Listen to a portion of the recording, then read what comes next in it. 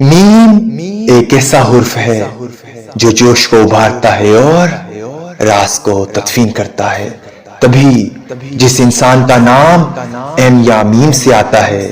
اس انسان کے سینے میں ہزاروں راز دفن ہونے لگتے ہیں۔ احساسات اور جوشیلا پن اس کو ورثے میں ملنے لگتا ہے۔ ایسے انسان اپنے جوش کو اپنے ہوش سے ملا لیں تو ان کے وجود میں ایک ایسی چمک پیدا ہو جائے گی کہ یہ کہیں بھی ہوں سب سے الگ نظر آئیں گے۔ ایم نام والوں کی سب سے بڑی خوبی یہ بھی ہے کہ ان کے احساسات جلدی جلدی بدل جاتے ہیں، پھر چاہے وہ محبت ہو، غصہ ہو، یہ احساس بھی جلدی ابھرتے ہیں اور یہ احساس جلدی مدھم بھی پڑ جاتے ہیں، لیکن یہ اپنے دل کی وجہ سے فوراً اپنی کی گئی غلطیوں پر پشیمان ہوتے ہیں، چاہے پشیمانی کا اظہار دل سے ہی کیوں نہ کریں، لیکن پشیمانی کا احساس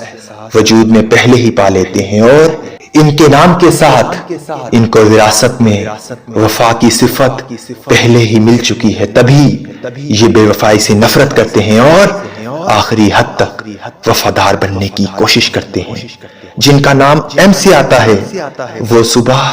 پانی پہ 27 مرتبہ یا فتاحو یا رزاق پڑھیں اور پھر دن کا آغاز کریں